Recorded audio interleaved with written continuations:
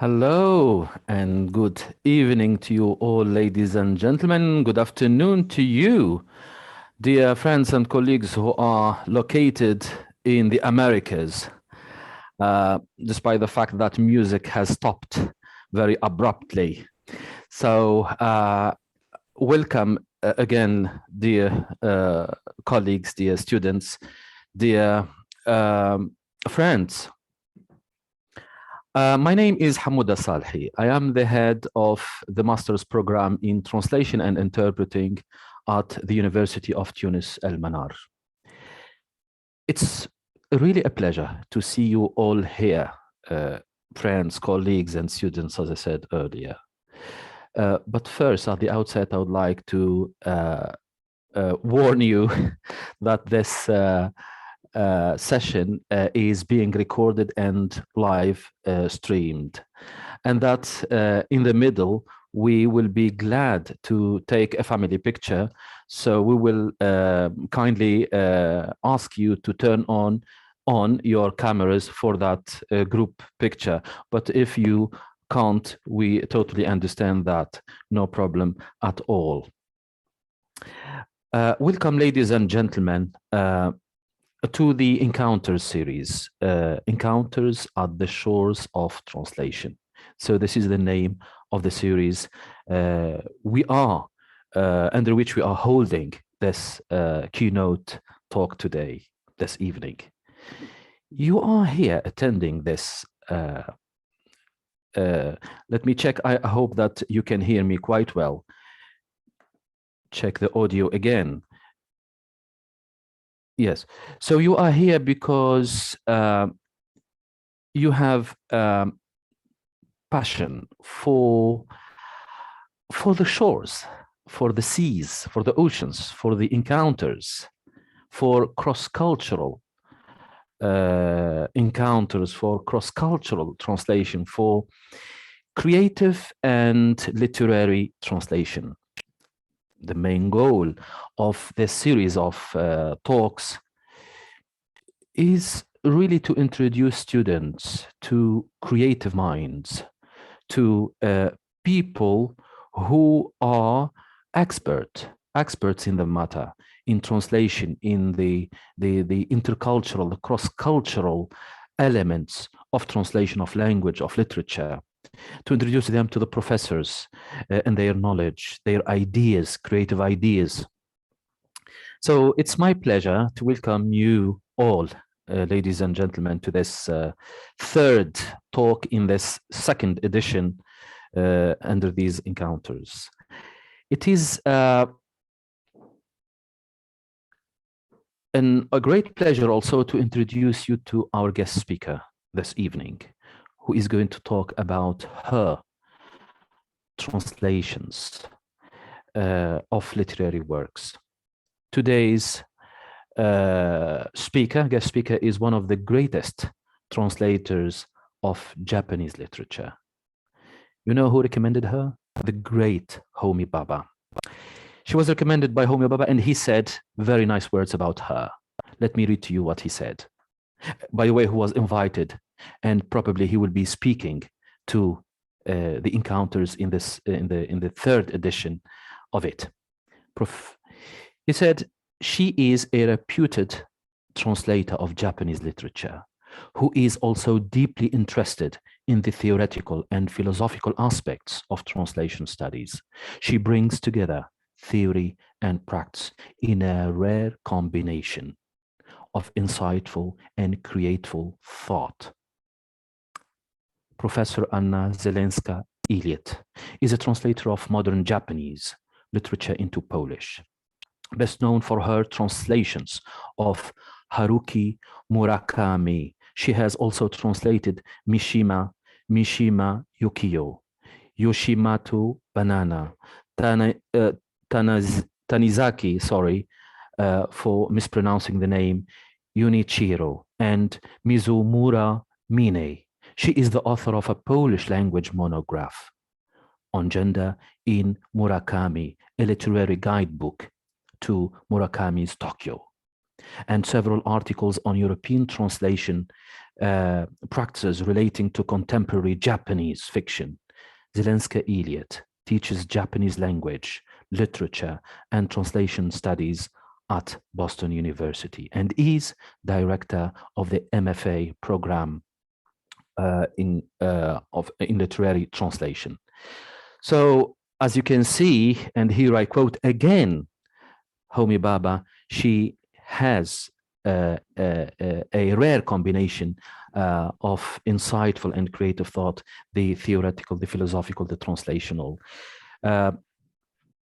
So join me, ladies and gentlemen, in welcoming the greatest Japanese or translator of Japanese literature, Professor Zielinska-Elliott.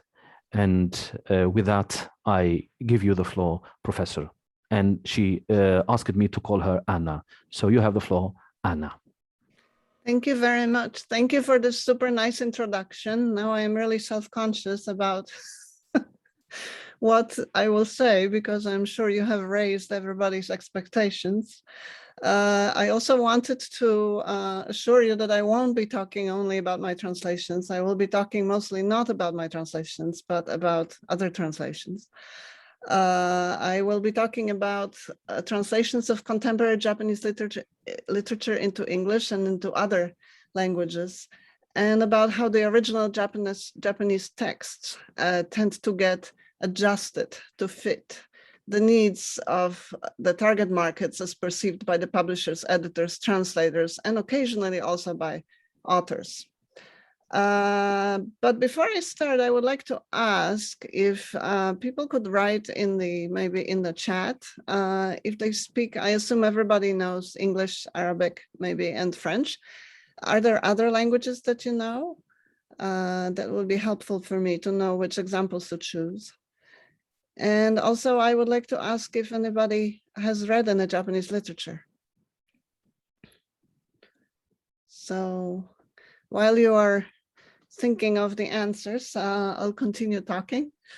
So at the risk of generalizing, I want to first address some tendencies noticeable in the translation and editorial practices in the United States, and try to explore some of the possible reasons for them. I will also talk about translations into other languages and show you a few examples presenting approaches different from the ones often taken in the United States. Oh, I am looking at the languages. I do not have Romanian. I will have to buy a Romanian translation.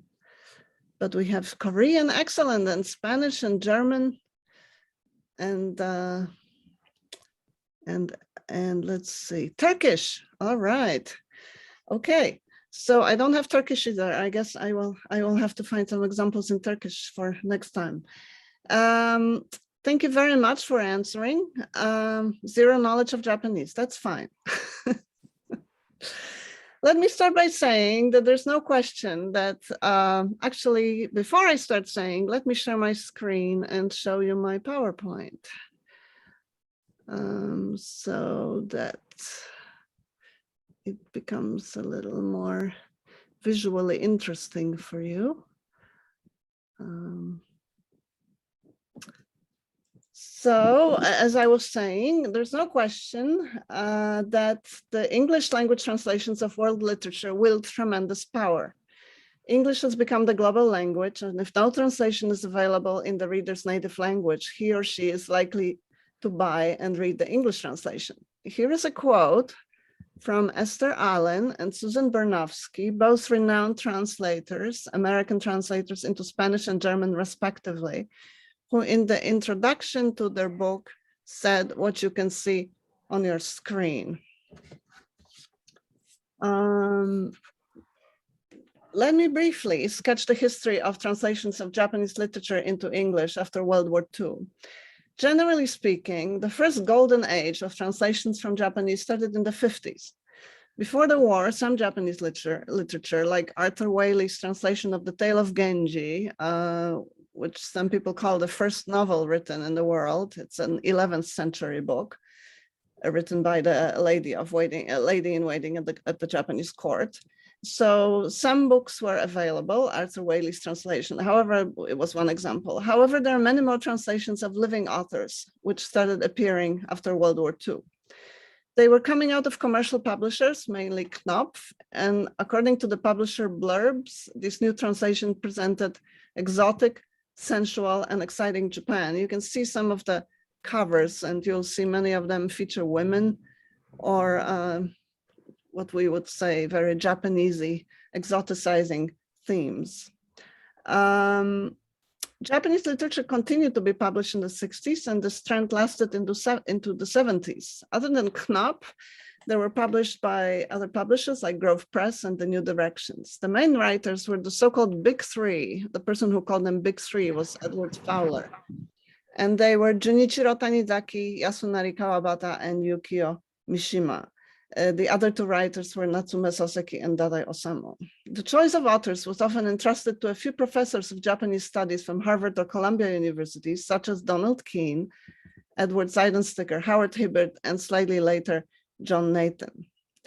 Here are some quotes showing how these translators felt about their task and the need to be faithful to the text. So Edward Seidensticker says he wants to be faithful, but there is always the nagging presence of editors who won't let you be faithful. And he famously also said that if you're translating bad writing, you should translate it into poor English. However, he didn't do it much himself, it seems. Or maybe he never translated poor writing. Donald Keene and others talked about the necessity to make the work idiomatic and try not to dilute its special flavor, but at the same time not to dilute its special flavor. And John Nathan talked about the strategy of fluency. This is the translator's invisibility that Lawrence Venuti wrote about, and that editors put pressure on the translator to remove all signs of cultural difference so that the book reads as if it could have been written in English to begin with.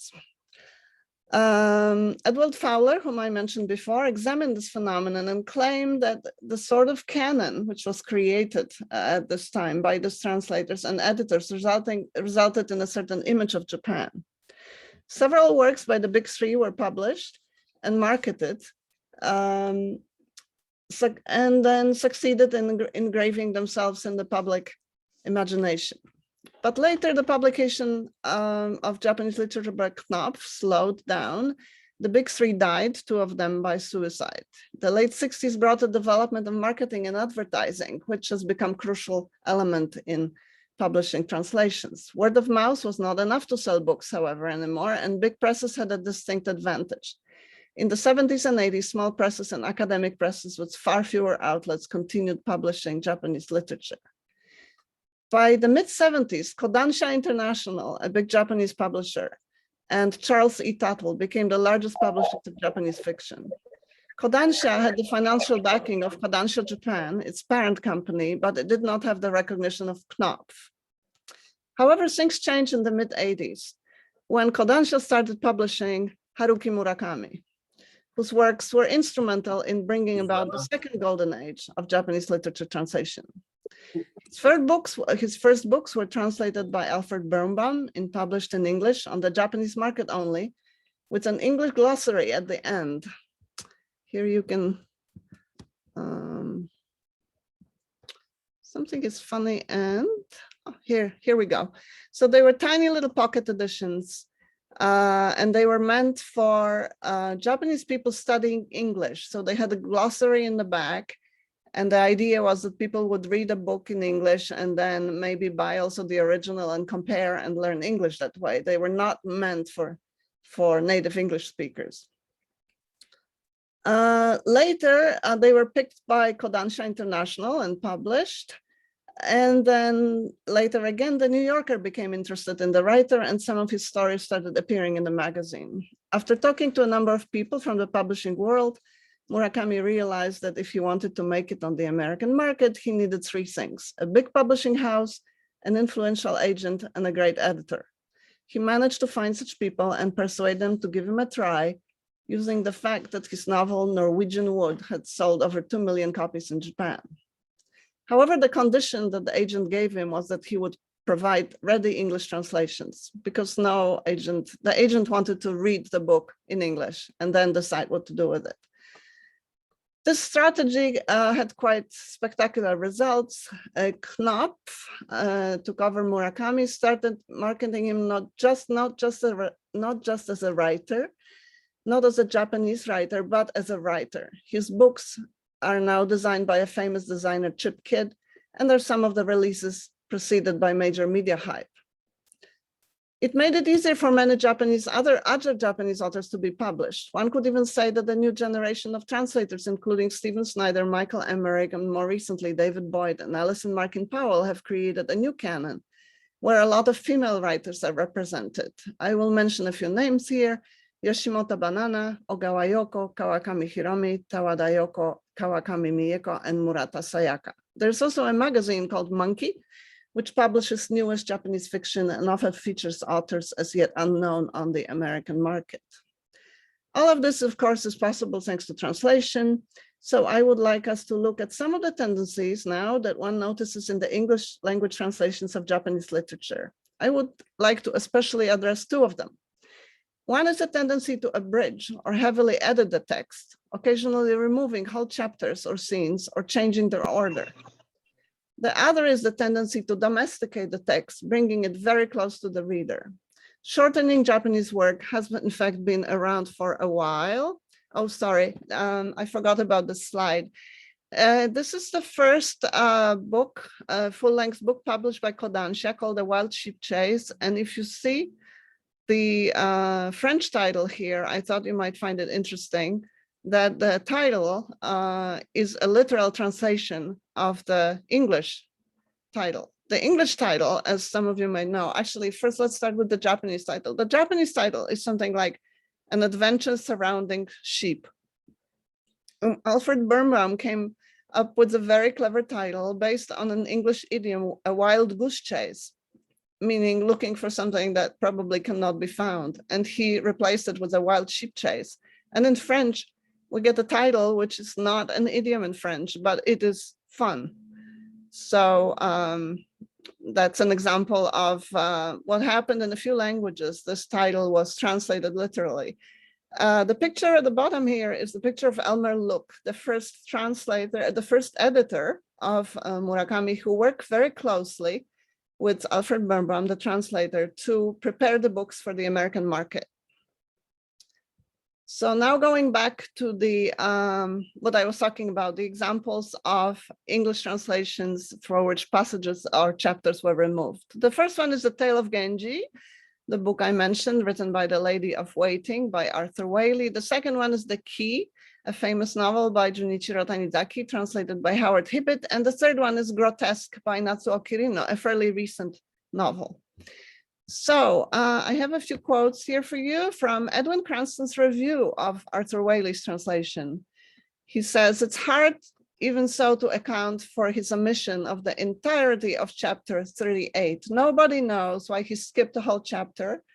One theory I read suggested by a student was that maybe he was having breakfast and having marmalade and some pages stuck together and he just missed it entirely for that reason, which is of course a joke, but we will never know why he did that. The second example, this is an example from before the war. The second example is from 59, the translation of The Key, where the translator Howard Hibbett writes to Harold Strauss, the editor at Knopf, and talks about repetitious quoting and other passages which he finds embarrassing to translate. And he proceeds to remove them with Harold Strauss's full approval. And the third example is from Grotesque, a fairly recent novel from which a whole chapter was eliminated and some other parts also. The fact that the chapter was eliminated, the translator believes had to do with the length of the book and also the way that the editor wanted the book to end. However, there were some suspicions that it might have had to do with the content of the chapter, because in the chapter, the young nephew of the main character becomes a male prostitute, and people felt maybe it was too much for the editor. However, there are so many other outrageous things going on in that book that it's hard to imagine that would upset the editor, but one never knows. So these are the sort of pre-Murakami examples. Now I would like to use Murakami to show you other examples of those interventions, partly because Murakami is the most widely translated author. Almost all of his works have been translated into English, and many of his works have been translated into over 50 languages. So he makes a good case study. His English versions have undergone a lot of cuts. The most famous example, perhaps, was the cuts in the Wind-Up-Bird Chronicle. The translator J. Rubin was ordered to shorten the book down to a certain number of words because the publisher Knopf, for whom it was the first Murakami book, believed that the American readers don't like long books and don't buy them. So Rubin made the cuts and Murakami had to accept them. This later became an issue in Germany when the book was translated from English, and the critics started asking whether German readers are reading Murakami's creation or rather something put together by American editors. Some scholars made comments about American cultural imperialism. So this is the Knopf team: J. Rubin, Philip Gabriel, who later joined the translating team, and Gary Fiskett-John. And I wanted to ask you a quote here from J. Rubin about the cuts, where you can see that as much as 25,000 words were cut. In fact, Rubin translated the whole book, and you can find it in the library at the University of Indiana, but then proceeded to remove at Knopf request to remove 25,000 words. I personally feel that this makes some parts of the book a little harder to understand. But as you will see, J. Rubin felt the translation was tighter and cleaner than the original. But I suppose that the very tightness can be viewed as a distortion of it, an Americanization of a Japanese work of art. So how you see it depends, I guess, on what your agenda is, but there's no denying that Murakami became a big star in America and around the world, and we will never know whether that was partly because of these efforts, but it's quite likely. So everybody knows about the cuts in this book. Oh, sorry, this is another quote from Gary Fiskett-John, who the editor who felt that the book was too long to be successful.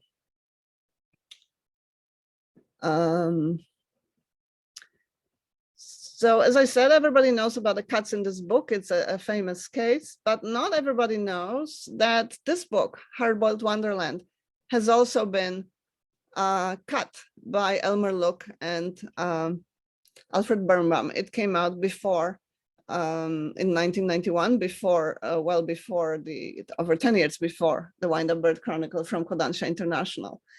From that book, I think about 100 pages are missing. And if we look at the book, who we are reading when we are reading Haruki Murakami, which is sort of a play on the title of Carver's story called What We Talk About When We Talk About Love, which then Murakami later used in his own book, What We Talk About When We Talk About Running. And this is again a play on that. So a lot of intertextual levels here. So this book by David Karashima traces the history of preparing Murakami for the American and British market, and has a lot of very useful information about how things came about and about the power relations between editors and publishers and the writer and the translator. It is really interesting. I very much recommend it. To show you an example of the cuts, this is one fragment from the novel, which, by the way, has been now retranslated by J. Rubin in its entirety. It has not been published yet, but might be coming out at some point. So this is a fragment. You don't have to read the whole thing, but you can just look at the length of it. And then I will show you how long the original passage was. It was translated by a friend of mine, the Danish translator, Mette Holm, who was translating the book into Danish and looking at the English and discovering that there were parts missing. And then she wrote an article about it and then translated a bit to show you. So this is page 1, page 2, and a little bit left. So these 3 is what it became in English. Okay. When I asked Alfred Birnbaum about these cuts, he said that together with Elmer Look, they tried to streamline the text and took out parts that seemed lengthy or irrelevant. So now, to sum up this part, I want to show you a quote from Stephen Snyder, who is another well-known translator of, actually, I lost that quote. So I'll tell you, it must be somewhere else. I don't want to look for it now. I'll show it to you later, but I will read it to you now. He's one of the leading translators of the Second Golden Age. And he said in an interview, I have on occasion had similar experiences with editors cutting or aggressively editing my translations. And the degree to which this happens is always directly proportional to the perceived commercial potential of the work or the visibility of the venue. The greater the expected sales or the prestige of the journal, the greater the likelihood that the editing process will involve considerable reshaping. So that seems to be the way things work in many cases. And as Stephen Snyder says, the more famous the author, the more intervention. Murakami is certainly a case in point. The other tendency present in American editing of translation of Japanese literature is the tendency to domesticate. This is the first example you will see. It's from Murakami's novel Kafka on the Shore, translated by Philip Gabriel. When you see the protagonist, who is Japanese, traveling in Japan and pays everywhere in dollars. So depends on the person. Some people like it. Some people think it's weird. Let me see. Sorry, here is a comment by Phil Gabriel about how editors interfere or suggest changes.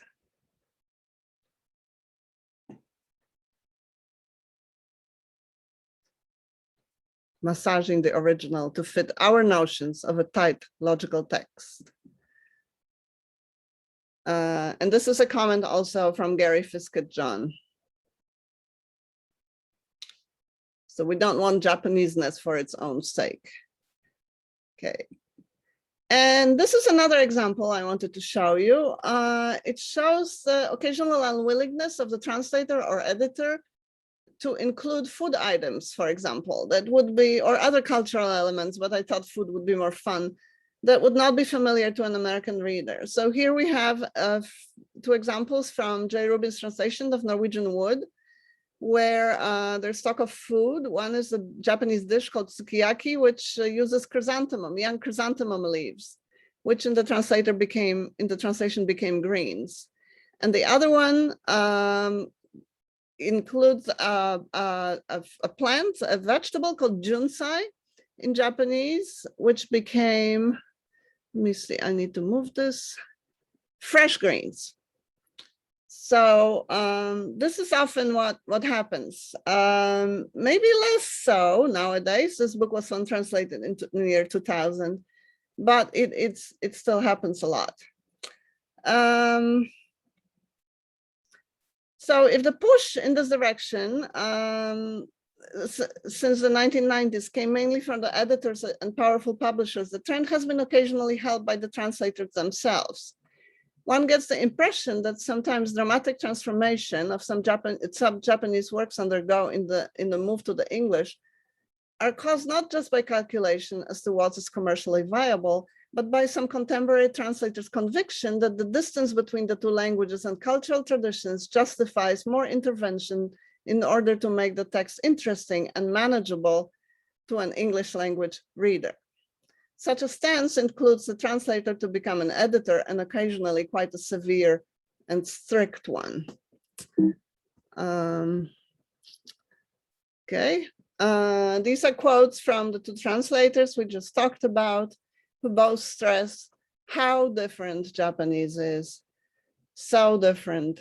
So you have to continually critically question the meaning of the text as you are translating it. So now I would like to move on to translations of Murakami into other languages and show you some examples illustrating how different translations and editorial practices in other countries are, again, using Murakami as an example. I will be using Murakami as an example since he's the most widely translated Japanese author, as I said.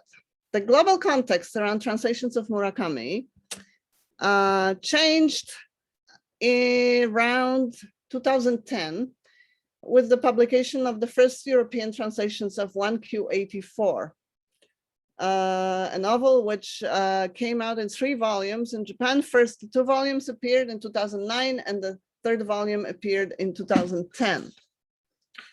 In the case of this book, many countries were able to secure the copyright and publish the book before the English version appeared.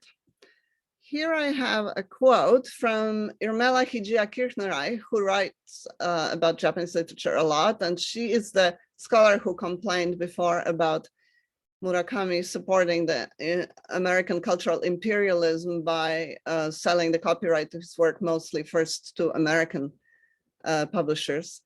And she published an essay called Orchestrating Translations after the publication of the book called Colorless Tadaki Tsukuru and His Years of Pilgrimage, which followed 1Q84.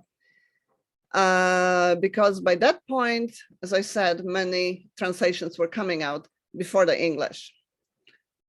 So this is just for fun, showing the more or less in millions the population of the English-speaking countries on the top. Of course, I realize that there are many people in other countries who might be buying the English translations, but then there are a lot of Murakami readers in other countries as well, including quite a lot in Brazil, not to mention places like China. So there is definitely a need for non-English translations since not everybody speaks English. As I said, a number of translations appeared before the English. This is a kind of a joke picture here because in the book, as often in Murakami's books, there are 2 parallel worlds. One is called, one is 1984, which is kind of a reference to Orwell's 1984. And the other one is a not quite real world, or I'm not sure what that other world is, but the other world called 1Q84, where Q stands for question. And in that other world, there are 2 moons. There is the regular moon and the smaller, slightly shapeless green moon. And this is how the character knows she's not in the right word or not in the regular word. So here are the covers of the editions, and they show you the American edition came out in November 2011. But all of these Dutch, German, Polish, Swedish came out more than a year before that. And I wanted to attract your attention to the Dutch cover, which I think is extremely clever. And the reason it's clever is that the Q is written using the small q, and the small q looks like 9. And in Japanese, the word 9 is in fact pronounced Q. So if you say 1Q84 in Japan, it also sounds like 1984. So this cover actually manages to catch this play on the words in a slightly different way, but still it does it. I think it's really brilliant, but nobody else wanted to use it. And these are the other editions, which also all came before the English: Norwegian, Russian, French, and Danish. The same was true, books coming out before the English edition of the following 2 novels, the Colorless Tsukuru Tadaki I mentioned, and Killing Commendatore, the last novel, last full-length novel. and also short stories, which came in between, 2 volumes of short stories. This completely changed the way people were translating. Why did it change it? It changed it for a very simple reason. And the reason is that all these European editors, before, when somebody was translating Murakami into French or German or Polish or Swedish, the editor doesn't know Japanese usually, so the editor would be reading the English and start thinking of the English as the original. So then when the translator brings a translation in, and there's something in the translation that's not in the English, the editor will tell him it's not in the original. So then the translator has to argue for the case of the original as opposed to the English original, which is not really an original, but seen as an original. But in case of this book, there was no original English. So translators felt much more free to experiment. And experiment they did. These are just 2 pictures I wanted to show you that have to do with the book, the content of the book. I mentioned the two worlds.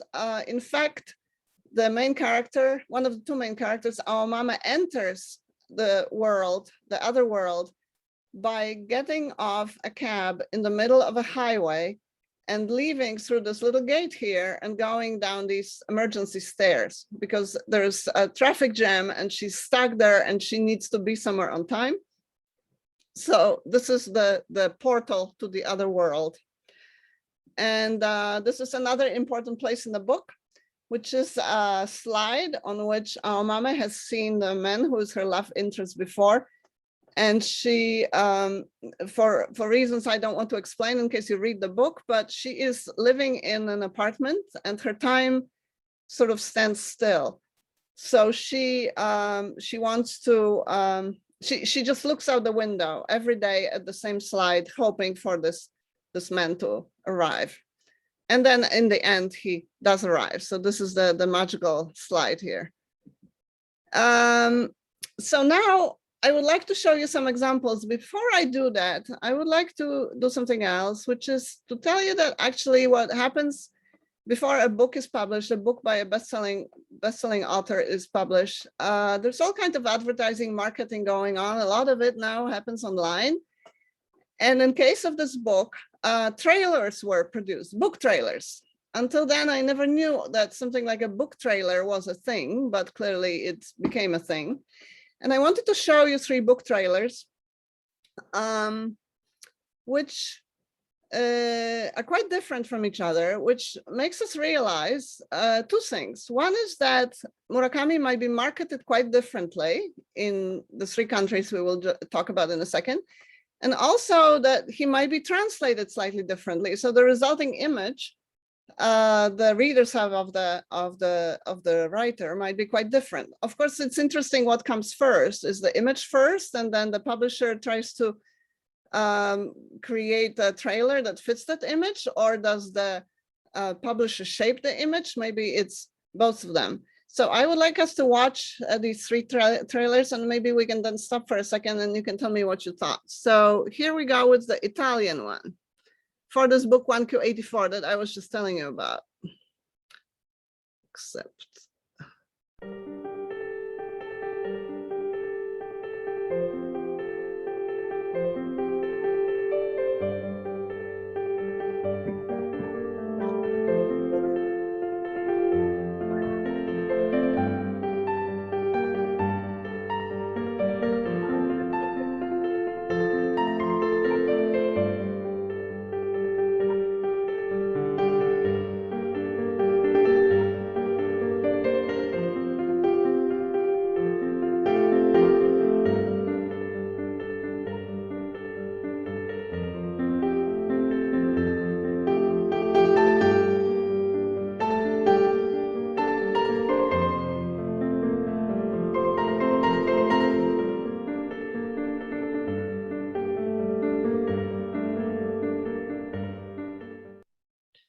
So if you know nothing about this book, can you please tell me what would you imagine the book is like? What genre do you think it is? You can just write one word. or two. Having seen this, if you know nothing about Murakami, would you think it's a romance? Would you think it's a, what would you think it is? Okay, 2 new messages, let me see. Dystopia, maybe. Fiction, psychologic, romance. Horror, horror, I didn't get horror, okay. Fiction, okay, excellent, horror. It's really interesting you're getting horror. Okay, so let's see the Spanish one now. Sorry, Spanish.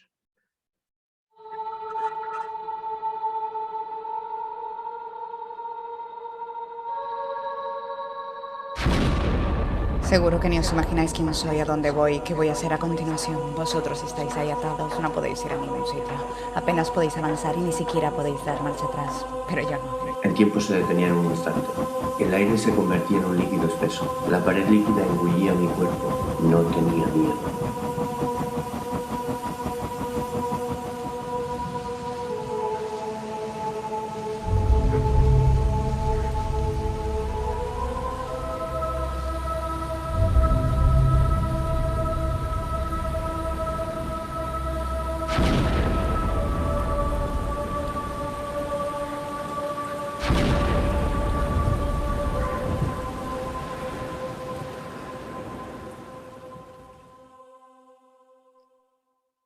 Okay, thank you very much for these. For these, I feel they're quite different. I didn't feel the first one was a horror, but maybe something about the music that made people feel that way. Horror for Spanish, right? It's definitely scary. Okay, so let's see the American one. Oh, no, sorry. Here's the American.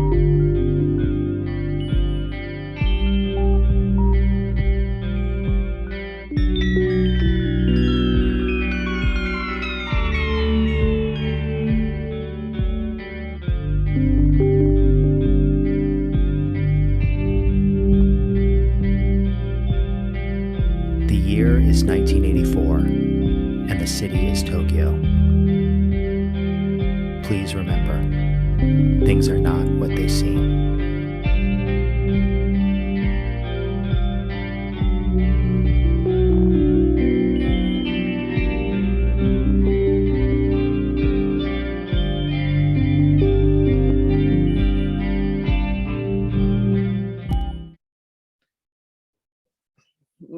Right. I was thinking that somebody like Morgan Freeman would have done a better job reading this, would have sounded even more, I don't know what, more out there. But anyway, thank you very much for all these comments. Professor Salhi, how much time can I have still? Can I have another 5 minutes? Yes, please go ahead. Okay, so okay, so now I want to talk about one example. Let me move on to the second example so that we don't run out of time. The second example, and in this case, the first example, but the second example in my PowerPoint has to do with the character in the book who's called Fukaeri, who is a dyslexic teenager who is very smart, but just can't read and write very well. And on top of it, her style of speaking, as you see, it's explained in the book, has some distinguishing characteristics: sentences short of embellishment, chronic shortage of inflection, limited vocabulary, or at least what seemed like a limited vocabulary. And somewhere else it says she doesn't use, when she speaks, quotation mark, question marks or exclamation points. So she kind of sounds like a robot. What Murakami did in Japanese for this, Japanese, I know you can't read it, but Japanese has 3 writing systems, and the ones the consists of 2 phonetic alphabets, kind of like the Latin alphabet or Arabic or Russian, so phonetic systems, and 1 where you use Chinese characters. So Chinese characters are the ones that are complicated that you see here. I don't know if you can see my cursor. The first one in the third line, for example, the first two in the fifth line. And then the rest of them are written, the rest of the words are written phonetically. That's used for grammatical endings and things like that. And then there's one alphabet which is used for writing words of foreign origin. So when this girl here meets Tengo, Fukaeri meets Tengo, this is their first meeting. She uses, in writing, she uses this phonetic alphabet where she should be using characters. Her lines are in yellow. So you can see in the yellow lines, there's only one Chinese character in the third yellow line, which is very simple. Other than that, she doesn't do that. So the question is how to reflect it in the translation, because in Japanese, it's easy.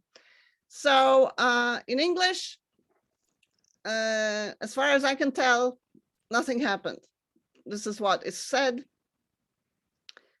No experiments of any kind, no attempt to make her sound different was made, as far as I can tell. So let's look at other languages. This is my translation. I know nobody knows Polish, but you can see by the yellow lines that I started them all with small letters instead of capital letters, lowercase letters, and I used no punctuation at the end of any kind. So in the beginning, it looks like a mistake, and then gradually the reader figures out that this is some kind of a shtick here. The Danish translator, whom I told about my idea, did exactly the same thing, and so did the Norwegian translator. And actually, that's another thing we could talk about during discussion, which is that all of us, European and some Asian translators, are in contact, and we discuss our choices a lot. We are sort of a group of translators collaborating. So this is the Swedish translator who, as you will see, tried to make it visually different by adding dashes between words here. Fukaeri's words to make them different. The Russian translator added dashes and did something else, which I'm not sure how I feel about, where she says, you teach math. He wrote something which means you explain numbers. So he made her a little dumber, and she's not dumb. So that's one thing I'm not sure about. The French translator said this. She wanted her to sound like a foreigner. So what she did is she added an ellipsis after every Fukaeri line.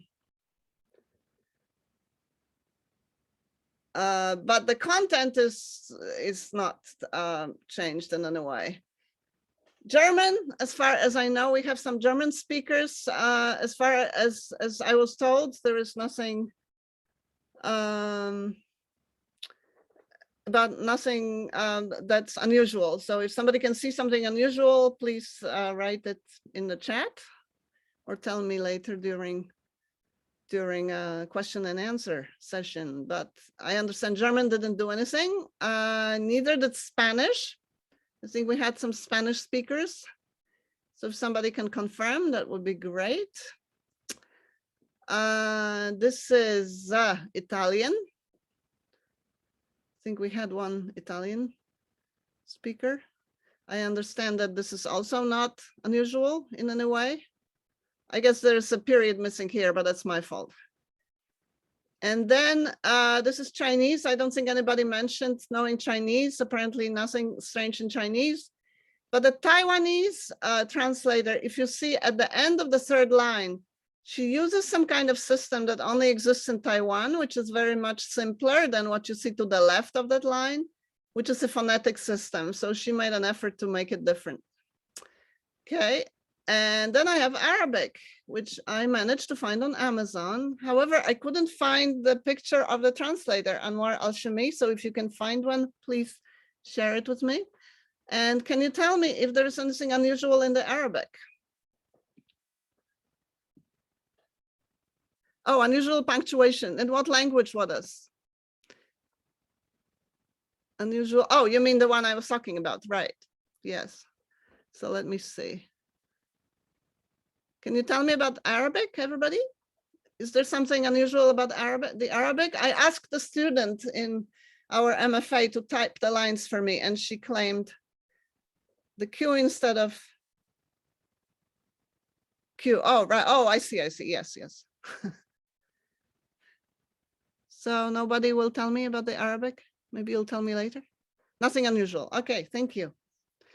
All right, so maybe I should stop now. And then if you have other questions, if you have questions or there are other things we talk about, I can maybe show you some other examples if there is interest in them. Thank you very much. Thank you. Dziękuję bardzo. Dziękuję bardzo for an enlightening and entertaining presentation. Really, you could report on your experience and the experience of other translators on translating such culture, Japanese culture, into a Western culture or other non-Japanese cultures. We have two questions. The first one by Hinda and the other one by Barbara, and I think Barbara is rather a comment.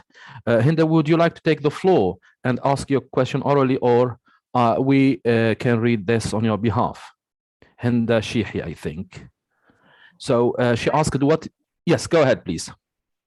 I wanted to ask about the agenda behind or omitting some parts of certain books. Is it a way of Americanizing the book? Well, as I think I very briefly mentioned, there is this kind of a fictitious creature of an American reader. And I'm sure it was created by very careful market research, but the American reader doesn't seem to like long books, doesn't seem to like footnotes, and doesn't seem to like anything that's too weird or too sort of unfamiliar. So the books are adjusted to the supposed tastes of that reader. I should say, however, that after the Wind-Up Bird Chronicle was cut so much, and it became popular, and the next book became popular, now fewer cuts are made, but they are still made. Good. So I think the agenda is purely the market to sort of fit what people imagine the market will like. Yeah. Barbara told you, Anna, could you tell us a bit more about the collaboration with other European translators? How did this take place, via email, WhatsApp? Or how many translators were in the group? Yeah. Right. So this started in 2006, I think, when there was a conference in Tokyo called the Wild Haruki Chase, based on the name of that book, The Wild Sheep Chase, where I think 16 translators met for the first time. And some of us really made friends during the few days of the conference, and we stayed in touch. And then the translation of 1Q84, when we realized that we are all translating it more or less at the same time and there's no English, we started emailing, talking on the phone, on Skype, I mean, and meeting occasionally. And then we started discovering that there were lots of interesting things about what we were doing, because there are other translator groups like this. But what often happens is that they are kind of hierarchical, because there is a writer or the author or the editor at the end. So for example, David Mitchell works with translators. Günter Grass used to work with translators. The translators of, who is the Da Vinci Code guy? The name escapes me. Dan Brown. His editors also organize sort of boot camps for translators, where translators translate together. But the author or the editor, some kind of authority figure, is always present. But in case of our group, it's not the case. The funny thing is we all speak English to each other, but although we all translate to other languages. As to how many people are in the group, I think maybe about 10, 12, it depends on the situation. There's like a core group of about 6 and maybe 14 altogether. The Taiwanese translator, the Turkish translator is part of the group. Recently, Israeli translators joined. So, yes. Yes. Slim Ganzoai. Thank you, Mr. Salhi, for this Zoom meeting. Thank you, Ms. Anna Elliott, for introducing Japanese writers to us. I personally haven't read any Japanese novels so far, but I'm a huge fan of Japanese anime. So to make things short, my question is it the ambiguity of style and semantics of Japanese language resulted in various interpretations to the source text, or it's just the Japanese culture which seemed unique and different to the foreign receivers or readers? Thank you. I think it really depends on the writer. Answering the first part of your question about the language itself, if we take Murakami as an example, he has been often accused of being very influenced by English and writing that his writing reads as if it were a translation from English, meaning he uses a lot of personal pronouns, which are often not necessary in Japanese. You can often skip them. And he also tends to write in a style that's quite clear. So there is really not that much ambiguity at play here. But there are other writers, like one of the big three, Kawabata, who has some passages which can be interpreted in different ways. So I would say that it depends on the book. But in case of Murakami, it's not really that much of a concern. The same about Japanese culture. I would say that Murakami, not single-handedly, but because of his fame and because of the kind of characters who he writes about. I don't know if you know Raymond Chandler's books and Philip Marlowe, but Chandler was one of Murakami's first models, and he based his character, he's kind of lonely urbanite who is unable to form lasting relationship and is kind of poor but honest. And I'm simplifying, of course, but just kind of want to draw in broad strokes. So his character is loosely based on Philip Marlowe. So for that reason also, you know, his characters listen mostly to Western music. They read a lot of Western literature. In recent years, they are more into Japanese culture, but the early ones really are not. So he sort of made people around the world realize that Japanese people, young Japanese people living in Japan now, are not really that different in how they dress and you know, what they read, what they listen to, maybe a little in what they eat, although many like Western food too. They're not that really different from people in other parts of the world. So yes, but still, as I mentioned, there are these foods and other things that are definitely different. So those have to be handled either by domesticating and by foreignizing. And usually the tendency is to domesticate. Thank you so much. Thank you. Despite the fact that here, Japan and the Japanese are depicted here in this corner of the world as located like on another planet. Everything is foreign, everything is different. So that's perhaps this is a question.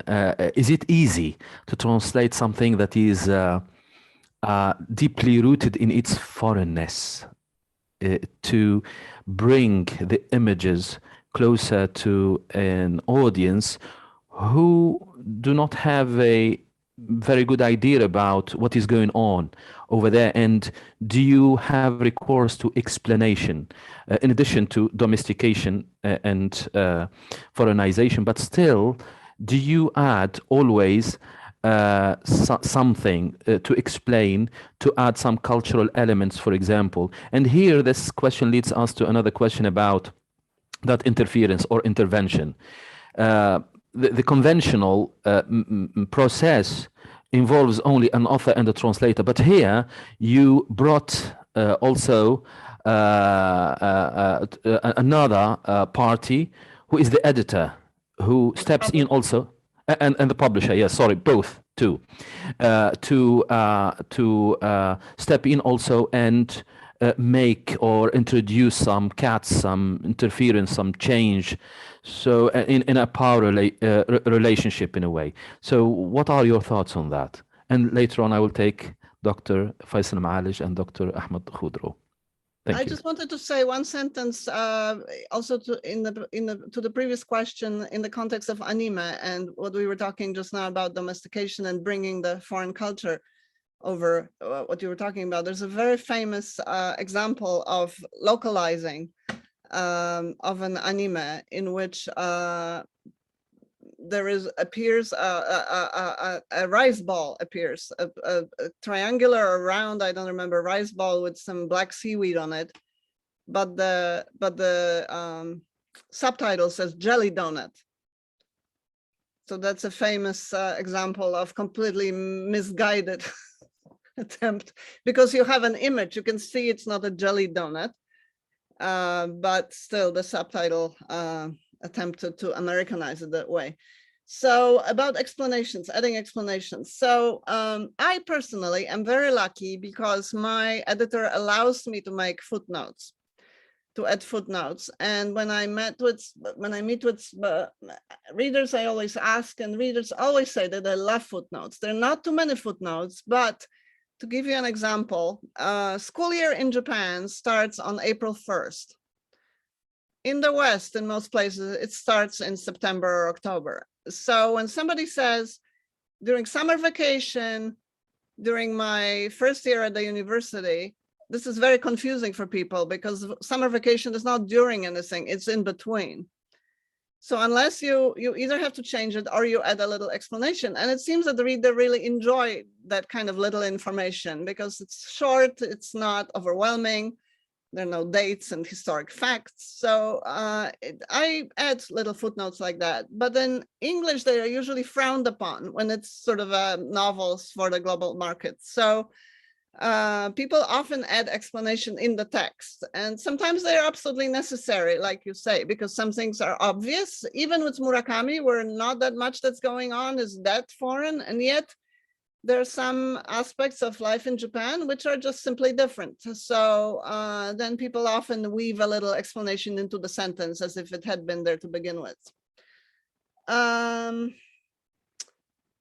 I forgot what I was going to, sorry, can you remind me what the other part of the question was? It's about the role and the interference of the publisher, the editor also, and that's power relationship. Yes, yes. So I think it really depends on the country. It really depends on the relationship the translator has with the editor and the editor has with their boss. But you know, I have heard of all kinds of cases. There are some places where the translator is quite powerful and they listen to what the translator says. It's a question also of building trust. So, for example, in my case, I've been translating Murakami for many years now. And I've had the same editor. So in the beginning, she used to insist on more changes, and now she lets me get away with it. And sometimes, because editors as a rule hate any kind of ambiguity. So the book may be ambiguous, the statement might be ambiguous, but an editor usually wants the translator to get rid of any ambiguity. So translations tend to be more direct than originals as a rule, generally speaking. But nowadays, when there is something ambiguous and I leave it ambiguous and the editor asks me about it, I just say, that's what he wrote. And she said, okay, that's what he wrote. And she leaves it. So I think it really depends. Yes, thank you. So I will take Dr. Faisal Maalij. Thank you very much. And after Mr. Dr. Maalij, Dr. Khudro, and I'm sorry for keeping you waiting for some time. Please go ahead, no, Doctor. Thank you very much indeed. No, we've been enjoying the discussion indeed. So I tried to compress my questions into 4 telegraphic questions. First, I'd like to thank Professor Anna.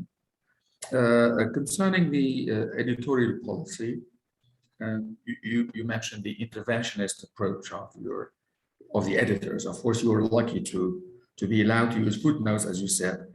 And at one time in your presentation, you said that the translation of the Japanese literature created a new canon. I quote you. To what extent do you think that this interventionist approach by the editor can allow the creation of a new canon? Of course, I'm referring here to Itamar Zohar's polysystem theory, where it's possible to create a new canon inside the host culture. To what extent is that possible, despite interventionism?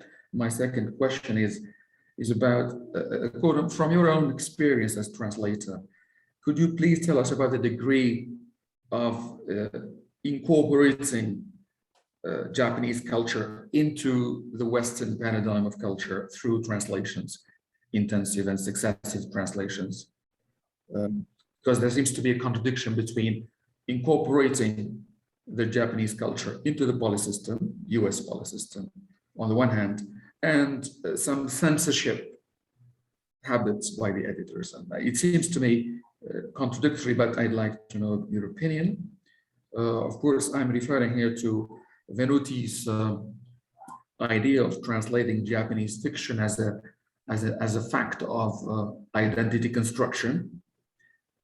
The third question is about the what are the, from your own experience, what are the major areas of divergence between the Japanese culture and language and the American culture and language? Finally, it's a general question. So the critic translator, it means the translator who is very much aware of the theoretical background of translation. Do you think that a translator who is very well informed about theories like manipulation theory, polysystem theory, etc., is that a facilitating factor, or would it be an obstacle to an authentic translation, a natural translation? Sorry for being so lengthy, but your presentation has stimulated many thoughts in my mind. Thank you very much indeed. Okay, so I hope I can do justice to your questions, your excellent questions, and not take too much time doing it. So let's see. The canon. The canon that I was talking about, I should have talked more about this maybe, but I didn't want to take up too much time on this. This was created at the time when Knopf decided it was going to publish maybe some Japanese literature, just I guess to make it interesting. And they contacted a few professors of Japanese literature at leading American universities. And those professors created the canon simply by choosing the books and writers that they chose and creating an image of Japanese literature among the people who bought those books that was not quite the same as the image the Japanese people had of their Japanese literature, of their own literature, because there were many other writers in Japan who were being read. But the fact that those were chosen, those 3 mostly were chosen, created a certain image of Japan. And that image was exotic, aestheticized, and sort of feminized, very Orientalist image in a way. Oh, yeah. And that has to do with your other question, that that when Murakami started, first Murakami books appeared, you could see the results of that creation of that canon, or the existence of that canon, in the first reviews. Because if you look at the titles of the first reviews around the world, actually, not only in the US, they say things like, No geisha and samurai here. A Japanese who wears jeans, not a kimono. You know, no cherry blossoms. So that's what I was talking about in terms of canon, that it was a sort of image of Japan that people had. And that image has been to a great degree now shattered. And now there is a new image. There is a lot of people interested in anime and Japanese pop culture. And now we have a sort of a new image of Japanese, like the fun Japan, the cool Japan. There's a program at MIT called the Cool Japan, which sort of recognizes the popular appeal of games and anime and manga and other things like this. And Murakami is sort of on the verge there of this. He's partly included in that. So let me see. The critic translator. Okay, that's your question number 4, but I am looking at it now, so I will answer that.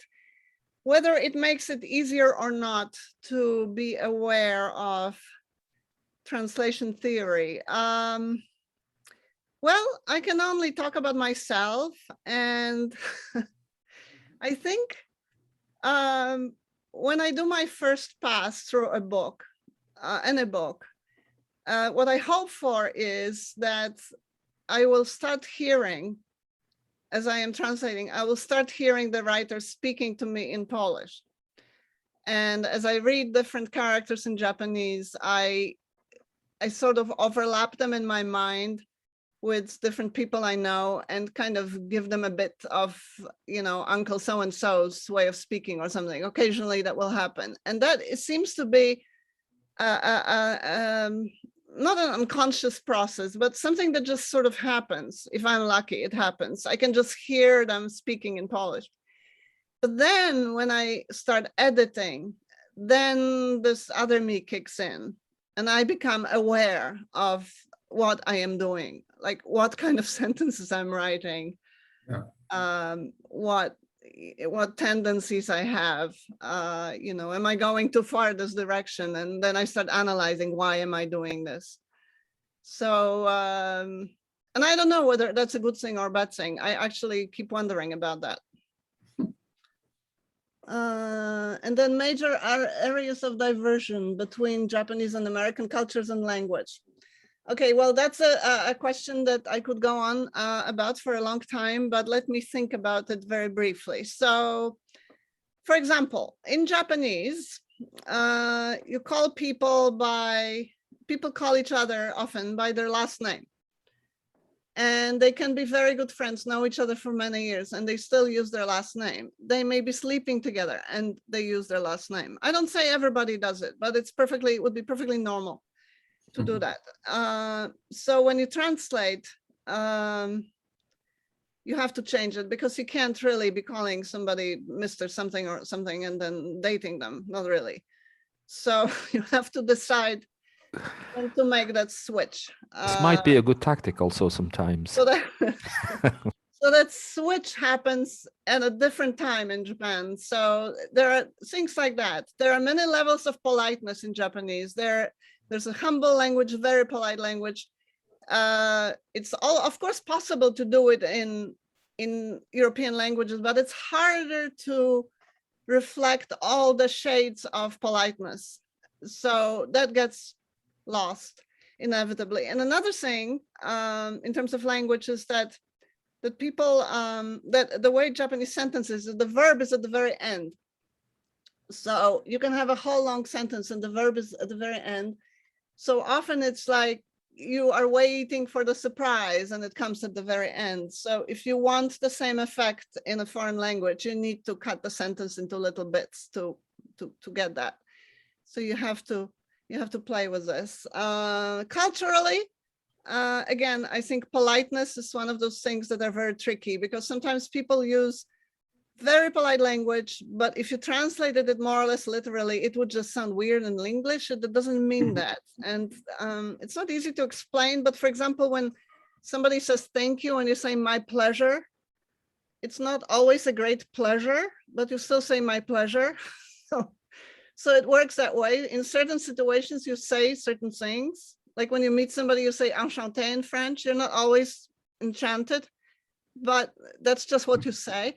So you sort of have to understand that Japanese uses these super polite forms, but they are not always, they are just often just words, but they don't mean that.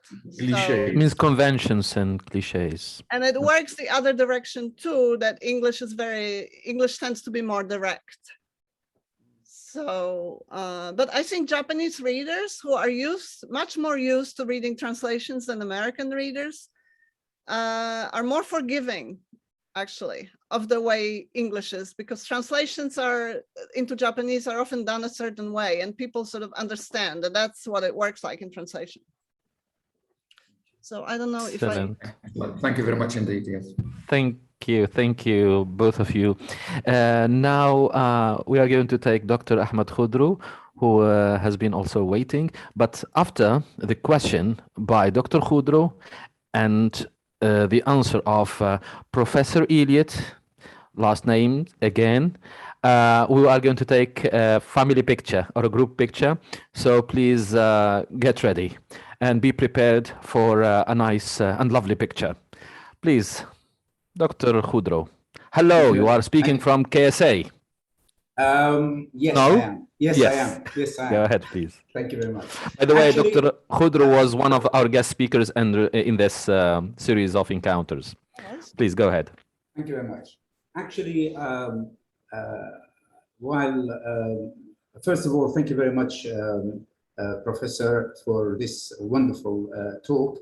It has created so many things that I need to talk about.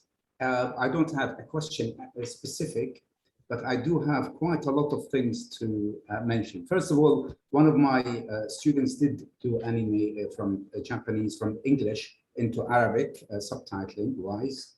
So I remember that the family went to the cemetery to have breakfast, and she was mentioning something about how weird that is. But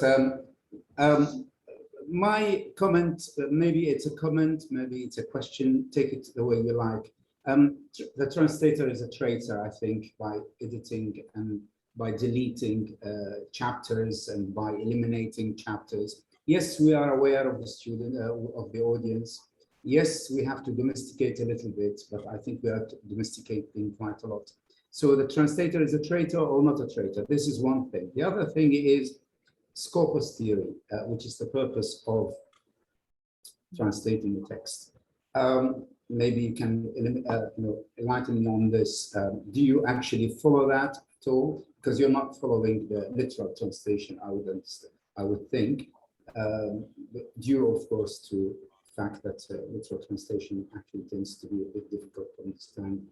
What do you think of these? It's just actually for discussion. My comments are more of a discussion than actually, because I mean, you said about punctuation, and yeah, some people are adding ellipses and you're keen on punctuation, yet we have huge chunks being edited and removed, and we still are actually being faithful to the text. I don't know, I mean, it's really mind-boggling, I would say, very mystifying here. So what do you think, Professor? And thank you, Professor Salhi, for this opportunity to give me to talk to Professor Anna. So I don't know of any other language that removes whole chapters, except the cases when, well, in case of Murakami, since that's what I've been mostly talking about, where the translator was done indirectly through English. It happened in case of 2 or 3 books in German who have since been retranslated from Japanese in their entirety, including this Wind-Up Bird Chronicle. So I don't know of any language which makes such cuts. I would be very curious to know about Arabic, but unfortunately I can't read Arabic. I have the this book, and I have the Kafka on the Could be Shore. the censorship. Could be a censorship Could issue. be I mean, the censorship. cutting. I would be very curious to know about that, but probably not whole chapters gone for the reasons of book being too long or something like that. So in that sense, it's just, I mean, guiding our students, you see. I mean, our students are going to say, okay, you are telling us to be faithful and to, you know, put across the message and to be careful about, I mean, not only punctuation, but, you know, be careful about not miss anything, mistranslation or missing translation or things like that, you know. I mean, we want to guide our students. From your experience in translation, how can you guide our students here? so, I'm sure. so I feel that we should not be cutting sentences from the original. I feel we should try to translate every sentence to the best of our ability, but at the same time, we should try to make it readable. So we have to find some kind of happy medium where it's readable, but I don't feel it needs to be fully domesticated. My readers say that they like to find out about things they don't know. And I often, when it comes to food, for example, I would describe what the food is rather than use a Japanese word, because unless it's a well-known thing like sushi and sashimi that everybody knows about now. So I think we should try to keep it all there as much as we can, but at the same time make sure that it is still equally interesting, in that our translation is as good as the book. And my favorite translator of American literature into Japanese, Motoyuki Shibata, once told me that he thinks that the translation is a report on how much he liked the book. So the translation has to be a report on how much you like the book. So ideally the book, if you enjoyed the book, your translation should be enjoyable. So in terms of people adding ellipses or removing this or that one, this is a case, I guess, of domestication, although you could say it's foreignizing. I am actually not sure which one it is, depending how you think about it. But this was an attempt to make it clear to the reader, to give the reader a similar feeling as the one that the Japanese reader gets when reading the lines said by this girl, because they stand out on the page, they look different. So I don't know if those attempts were misguided, but that was the thinking behind them, that you want to create a similar kind of feeling. And actually why similar kind of effect, I think, yes. I mean, this is what neither usually in the functional equivalence where there, I mean, we all think of that in those terms, going more into the scope, into the functional equivalence more than, I mean, I know I'm not chastising any of these. I myself, I do translation. Sometimes I feel that, yes, I need to put in something that I feel it is in the original text, which I need to give that flavor in the target text. So I mean, I'm not in any way saying anything about that, but it is really, I have one student who's doing a master's, and the I forgot now. He self-translated his book, okay, and he has actually taken out a whole chapter or two which I didn't like myself, and then he was justifying it that it is the author's prerogative to actually take out things, you know, because he's translated his own book, which I don't think it's justifiable in that way at all. But you know, this is one of those things, as you're saying, that we have to look at the agenda and also the market, and there are many other elements that control us, really, like the economical side, the ideological side, and also the status side, as Lefebvre is saying, when it comes to culture and what the editors will force you to do. And that's really one of the facts of life, I suppose. But I just want to say, in defense of your student, that there are many famous cases of either self-translation or authors being involved in the translation and making major cuts. So super famous people have done it, like Kundera, or So your student is in good company there, I think. I suppose so. You're right, absolutely right. Thanks very much for that. Excellent. Thank you, both of you, for this very nice conversation, illuminating. Now I invite you to family picture. So may I invite you all, if possible, to turn on your cameras and smile to the camera and say cheese or anything in your own languages that starts with sh or something like that, that can make you put a very nice smile. Okay, and you can also take a snapshot and take the picture. I can see only a few, perhaps it's the evening time. And this is quite understandable, but still we would like also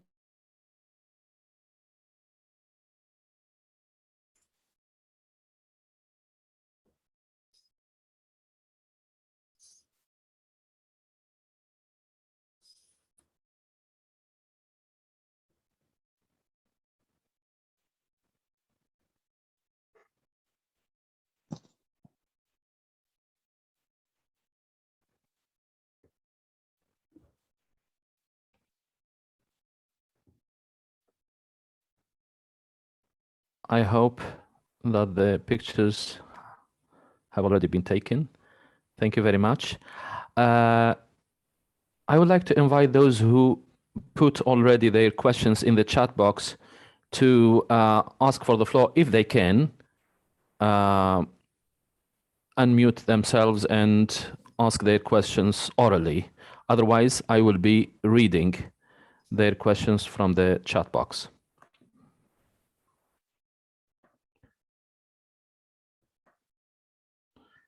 Okay. Duha Mabruk, please go ahead.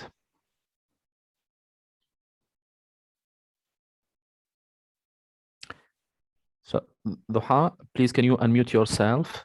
By the way, I am translating a novel with Duha, and we have faced so many of the issues you have raised, Anna. Not only translating foreign literature and foreign culture, that is difficult, but also sometimes translating a very close culture. We've been translating a novel written by a Libyan author, a feminist author. Libya is next door, but still, and despite the fact that it is very similar, the cultures are very similar, but still rendering those cultural elements in another language like English, it is sometimes not easy task and requires explanation and footnotes. That's why I asked the question about footnotes, how far you can go in explaining, in adding and putting a spin on the translation. Duha, I'm wondering whether you can speak to us now? Can you hear me now? Yes. Can you come closer to the mic, please? Yeah, of course. Yes. So my question would be, it's a little bit far. I'm wondering whether you can hear. Okay, try to speak, please. Go ahead. Okay. My question is, how do you stop yourself from that urge to rewrite things sometimes in the way that you understood the line, or in the way that you want to convey the line, maybe in English for English readers?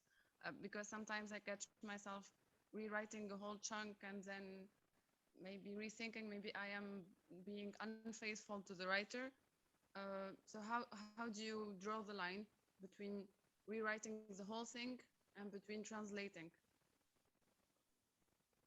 Excuse me, Duha, can you give us an example of a concrete example of something you need to rewrite or to translate or to be faithful to the translator from the novel that you are translating? There are scenes where the writer is describing this. Sorry, again, your audio input is faint.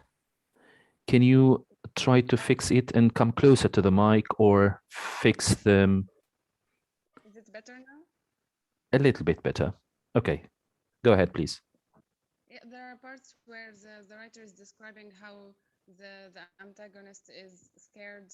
I'm sorry, the protagonist, and she just puts it in words, in some words in Arabic that are very strong to express how scared he is. And then I find myself wanting to explain to the reader how frightened he is, and I keep on explaining and finding expressions and lengthening it just to convey the feelings that I felt while reading it. This is just a simple example off the top of my head. There are many chunks where she describes this woman as very beautiful, enchanting woman, and then not in sufficiently in the Arabic language, but if I translate word by word, it will be insufficient. So I keep on adding things.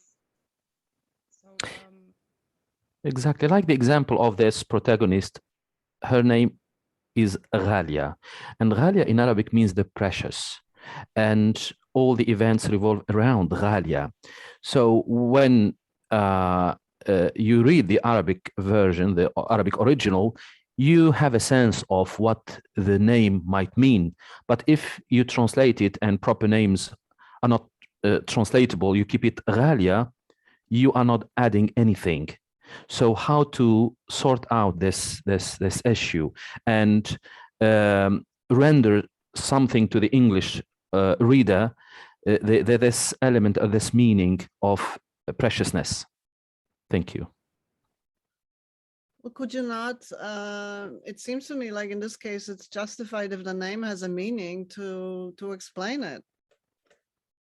To just say the first time her name is mentioned and say means something.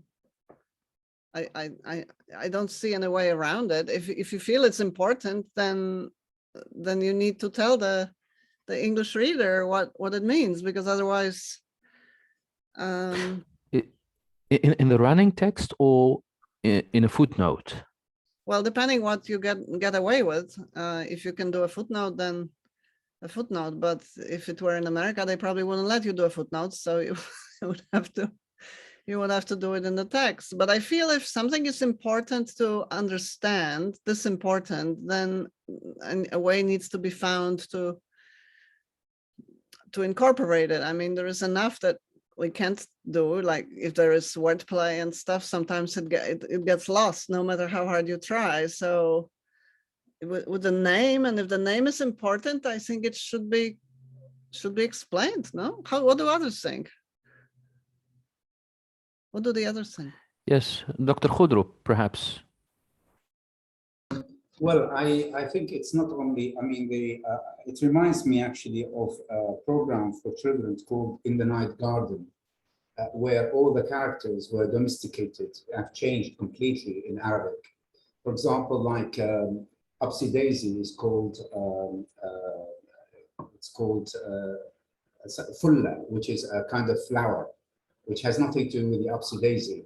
So they've changed the names of all the characters based on the audience, the target audience, which are children. And children will find words like Iggle Biggle, which is quite a funny name in English, but in Arabic they called that character Mr. Nadif, which is Mr. Clean. Mr. Clean is Iggle Biggle. So you see, they have, depending on what the brief from the client with regards to the changing of the names, domesticating the names. But I think in the case of this, you can call her perhaps Precious. I mean, Precious can be with a P capital, of course. It can actually mean that, but then you have to do the other names as well, unless you. I mean, this is. I think it's a matter of what you get the brief from the editor or from the publisher. What the publisher will agree on. I think that's exactly. This is the case also of serials and movies. Turkish movies and serials have become very popular across the Arab world, and most names are translated, like Razan. They got rid of the original Turkish names, and then they adopted Arabic names.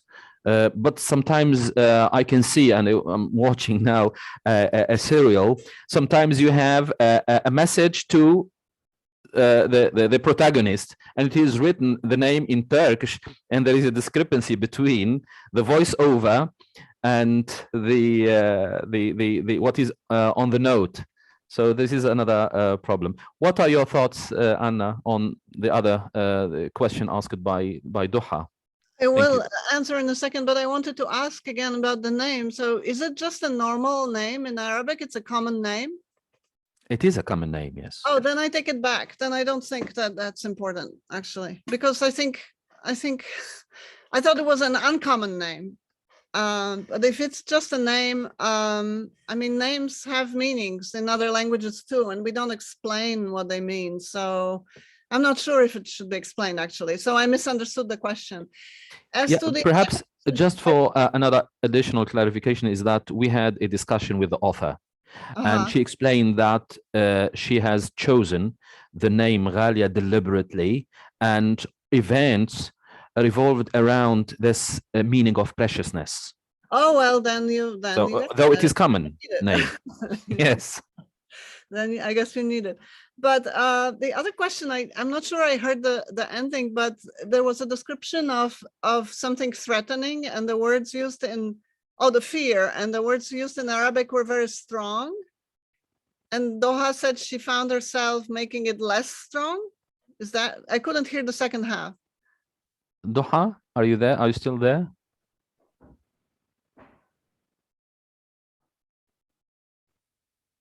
Well, yes. What I heard from her. It's a bit scary. I think she was saying something about scary, or it's not scary enough, or something. No, that was an example just to tell you that sometimes if you render the words the way they are without adding to them, because some words in Arabic are more intense than their equivalent in the English language. Oh, I see what you mean. I see what you mean. But surely you can find, well, I guess English has a lot of adjectives. I think English has more adjectives than any other language, actually. But, well, I still stand by the basic idea, not very sophisticated one, that it should feel the same, if possible at all, in translation as it feels in the original. So if the translation feels weaker, then you need to strengthen it somehow. And if it means adding a word, then you should, like, I don't know what word you want to add, like very or extremely or something, then why not do that? Excellent. So thank you very much. Any other question? I'm going to read some questions from the chat box. We have a few. So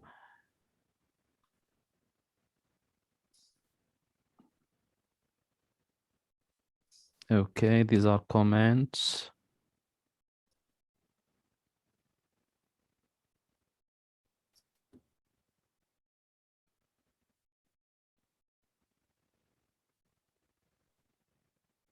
Okay, there's a question. Is it possible to publish two versions of the book when it's long? I didn't get that. One long, more faithful to the original book, and one shorter for the large community of readers. I don't know whether you understood the question.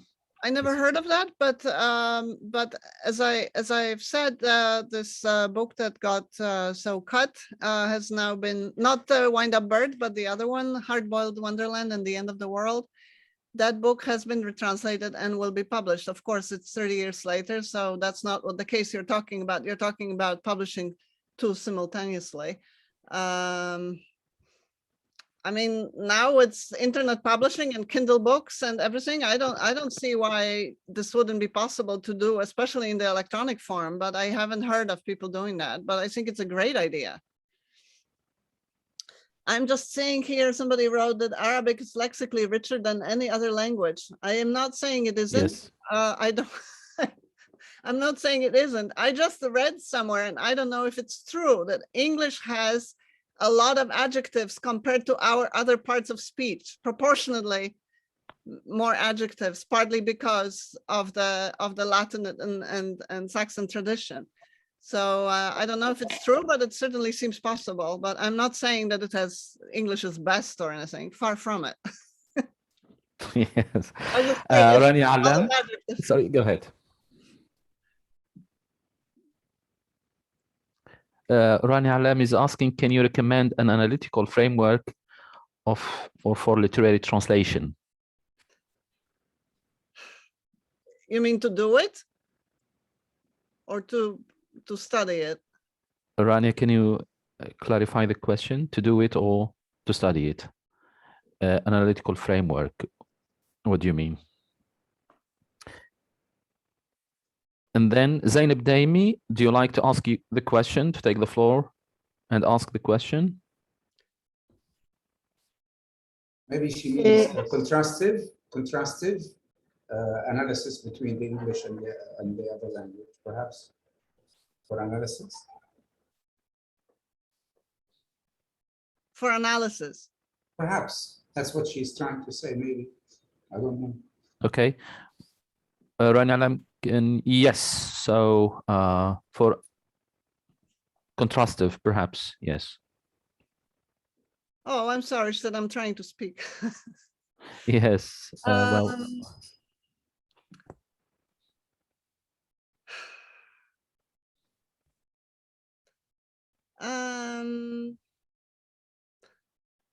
I mean, do you mean on the linguistic level, discourse analysis, perhaps?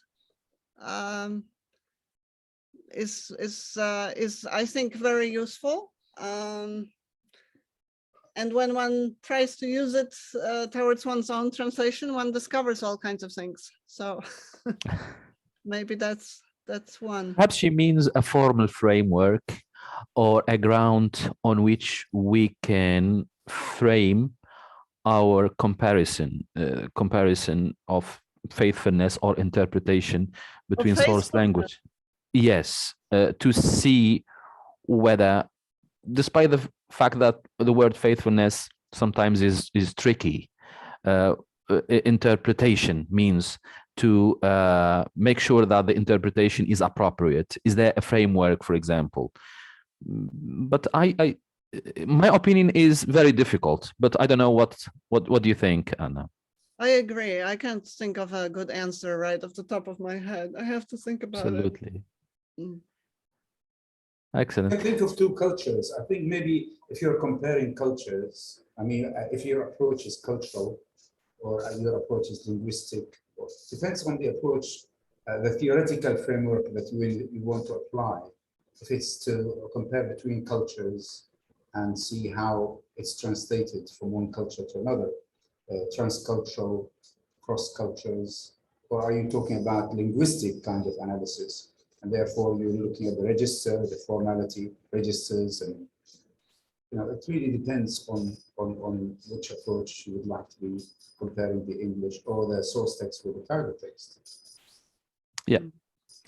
Excellent. So Rosette Taufilis asked, thank you very much, Anna, for taking us to realms of translation far, far away with music that will live in our memory and the interesting examples of what happens in Japanese. So perhaps this is a comment. Dr. Ma'arij asked already his question. Sana, this really confirms Venuti's description of translation in the American context. Okay. Yes, it does. Murakami's case really does, I think. True. Even Venuti didn't dream of how far they go sometimes. Yes. Sonia Abraham, do you like to ask the question orally, Sonia?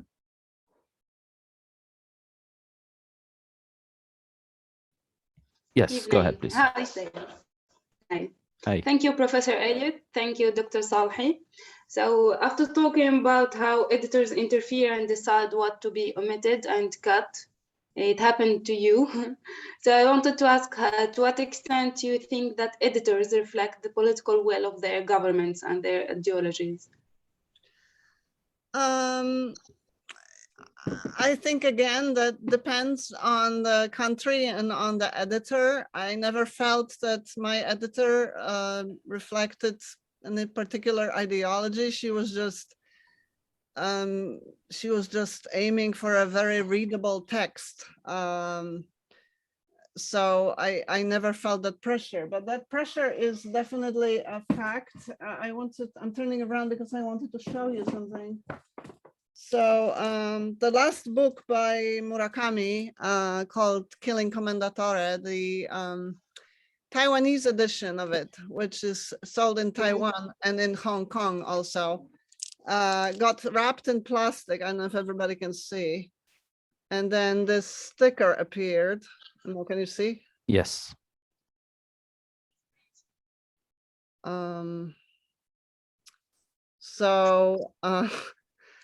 The translator was really shocked by this. Why did it happen to her book?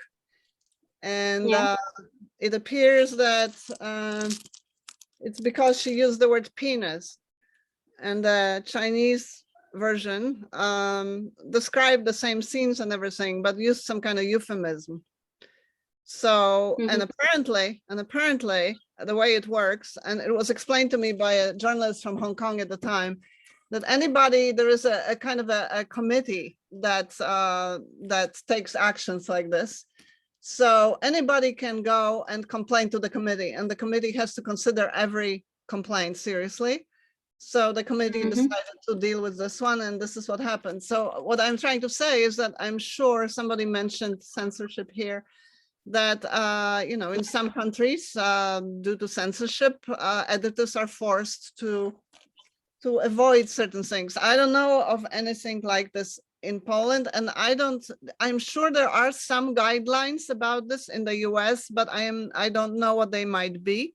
I know when The Key I talked about before was published, translated by Howard Hibbett, there was some question of censorship, and will censorship be involved? But we are talking of 1960, so now we live in very different times, and by now pretty much every single word has been published and every single horribleness described. So I think that I have to say, I don't know what the rules are.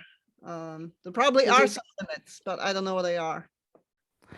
Excellent. I'm worried about time. We have almost 10 minutes left.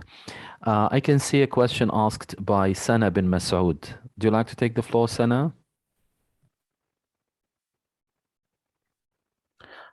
Otherwise, I can read it on your behalf. So the modes of reception in the American market have stayed unchanged over the past 3 decades. To what extent are the European publishers different from the American ones? Are they as aggressive in their interventions? No, they're definitely not as aggressive, at least from what I know. And the usual approach is not to cut anything for most markets that I know, where things are done, where translations are done directly. So it's a bit of a generalization. There may be some exceptions from this rule, but all of my friends, translators, never complain about having people remove things from their books. May I answer another quick question that I see here? Please go ahead. Go ahead. Please feel free to choose questions from the chat box and answer. If I mispronounce the name, Lobna Boukadi, is that yeah, right? Exactly. This is the next question. Lobna Boukadi. So we actually have somebody who has read Murakami here. So I'm very happy to see this. So you will be surprised. Okay, I should explain actually first for those who don't know. There is a character called the Sheepman who appears in both books, and it's not quite clear who it is, but it's a kind of a little man, and he's dressed in a sheep costume.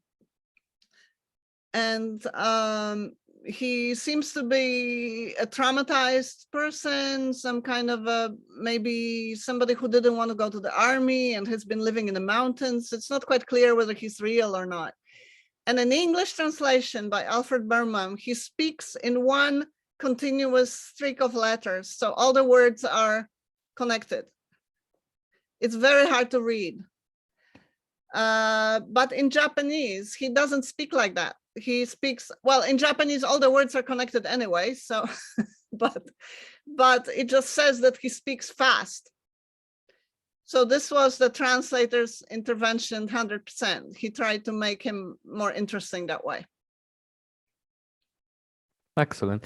Dr. Abidi, Muhammad Abidi asked the following question. Well, do metalinguistic differences between Japanese and English languages stand behind the use of domestication in translation? What about ideology? Well, so I think I answered it partially before, which is that some differences between the languages force us to change things, use names in a different way, forms of address in a different way, and you know, if we don't, it just sounds too awkward for the most part. At least in my opinion, people can feel differently about it. But then you deal with things like, for example, a tree that doesn't exist in the West. Like there's this tree called keyaki in Japanese, and it has a name, a Latin name, and in English it's called Zelkova tree, the Zelkova tree. Nobody knows what the Zelkova tree is.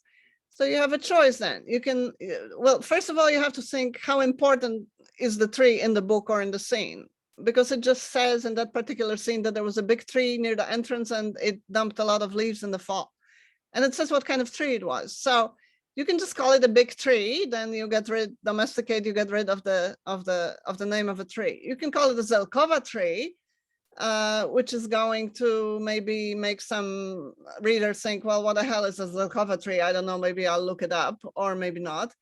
Or you can call it a keyaki tree, and if you go all the way, you can even write keyaki in italics. I mean, that's obvious what I'm saying now, but this is just an example of things that pop up, foods, animals occasionally, not so much animals, but maybe bugs or plants that don't exist. And then you have to decide what to do. And a lot of it has to do with the editorial practices. So for example, if you translate manga, somebody mentioned manga here, manga, there's many more Japanese words used, because the assumption is that the readers of manga are more interested in the Japanese culture and can tolerate more original language.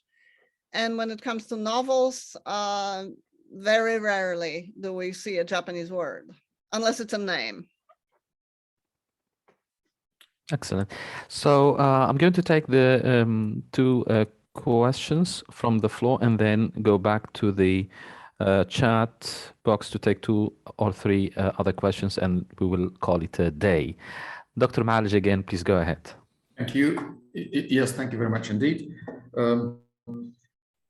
Yes, I have a comment and a question. Concerning you were discussing the ideological commitment or ideological intervention, whether it is implicit or explicit. Let me call it some sort of editorial policing of translation, of translating literature. It seems to me, to what extent do you agree with me, Professor? There's a pre-translation selection. There is a pre-translation policing for me. You mentioned the purposive selection of the aspects of Japanese culture and literature, which were considered as eligible for translation. This is pre, and the post is censorship and manipulation. Okay, so does this mean, I mean, pre and post, does this mean that the editors and the publishers are sure that the general taste or the public taste in America concerning Japanese literature is for domestication and not for exoticizing? So who told them that? Is there a formal survey or any statistical evidence that shows that the readership has preferences for domestication and not foreignization?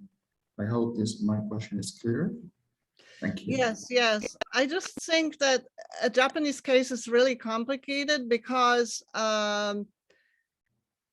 exoticization, the books that were exoticized in a way the translations were, well, the content was perceived as exotic. So the choice itself was exoticizing.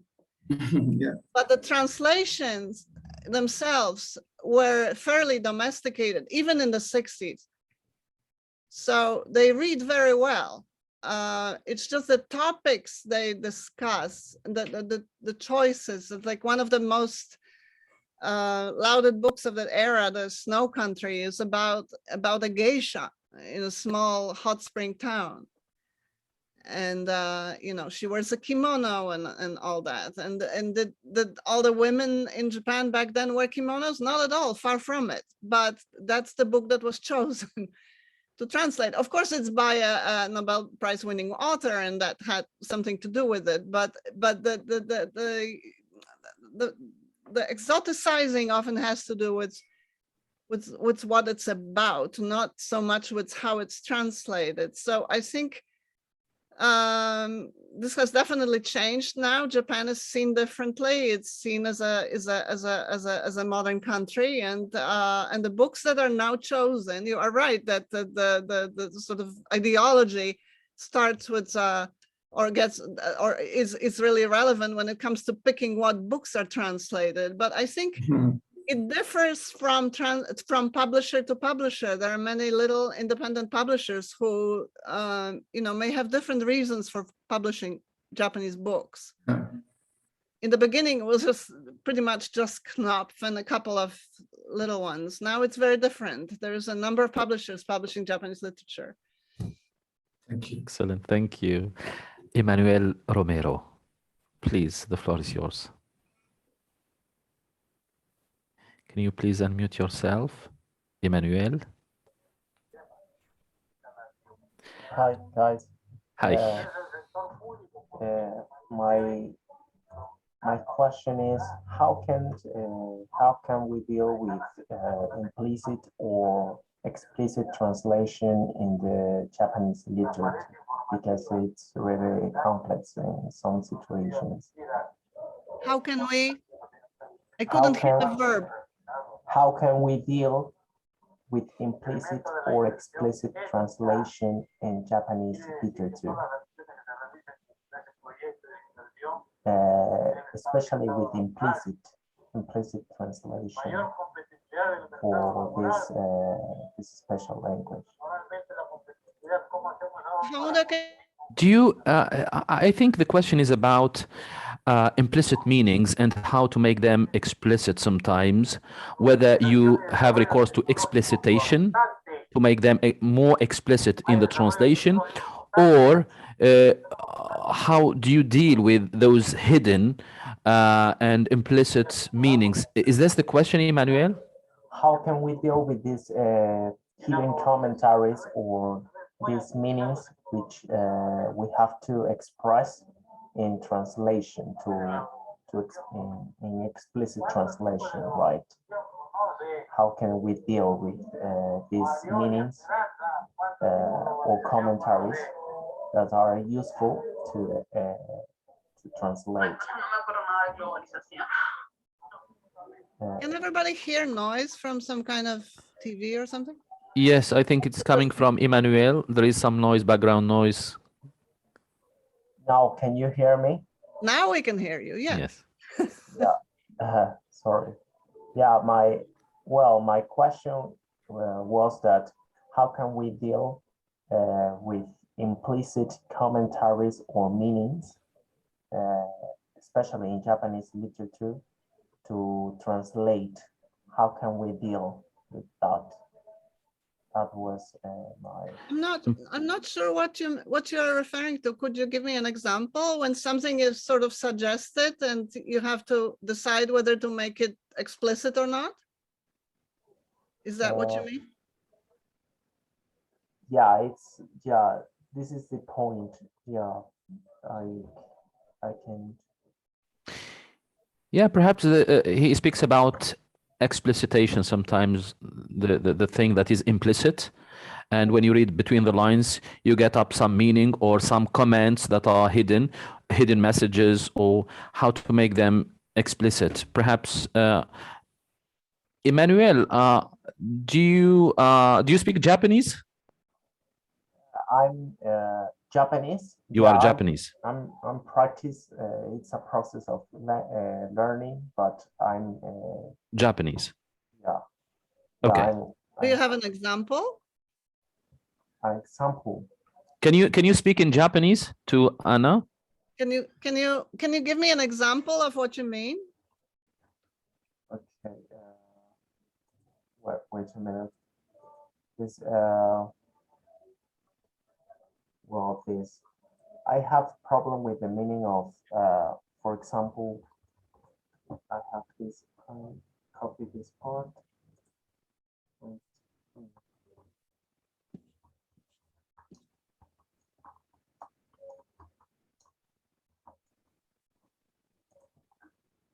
This is the word.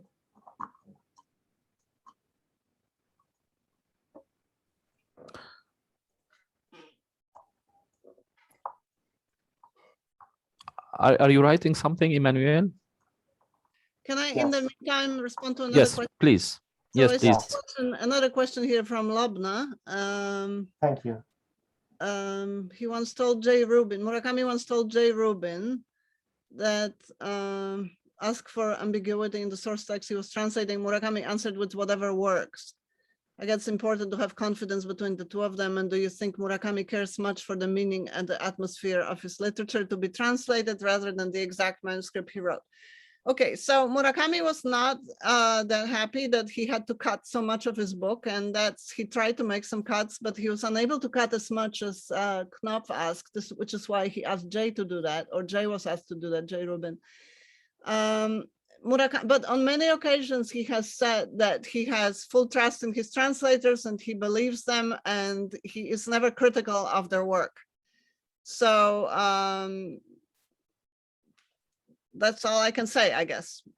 About the cuts for Knopf, I mean, he wanted Knopf to be his publisher. Those were Knopf's conditions. He understood that he had to agree, and he had no choice with that first book. And you know, we don't know what he really thought about it, but the book came out, and he's super famous now. So okay, so going back to Oboete. Okay, so oboeru has many different meanings. One of them, yes, it has many different meanings. So I think you have to choose one of them. I don't know, since Arabic is so lexically rich, maybe you have a similar word, but in English, oboete can mean to remember, it can mean to memorize, it can mean to become aware of something, it can mean to realize, it can mean to feel. So depending on the situation, when translating to English, you may, and the grammatical form, you may have to use a different verb. So in this case, you would have to make it explicit, at least when translating English or Polish or most European languages, I think, because I don't think there's a verb with that many meanings, depending on the context. So I don't know whether that answers your question, but. I think maybe he's talking about polysemous words, perhaps. But maybe in the context, you will look at it from the context. In the context, it should be clear. It should be clear from the context. Maybe that's one how I understood it from what he's saying. Also, there is the denotative and connotative meaning, and there is another issue here. So, I mean, here, I think it's the translators, how they feel will be the best way of expressing that in the sentence itself. This is how I would see it. So in other words, translating what it means, not what it says. Maybe, yes. Contextualize it.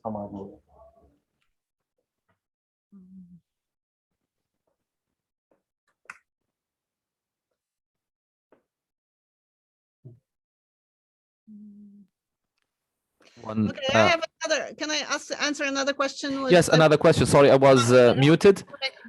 Make one more comment, which go ahead, please. To people. So as I said, Murakami uses sort of a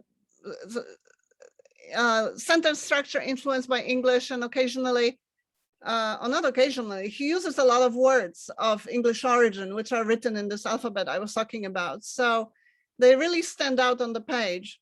And his writing, especially in the early days, was referred to as batakusai, which means stinking of butter, meaning stinking of foreign things, because Japanese traditionally didn't eat butter.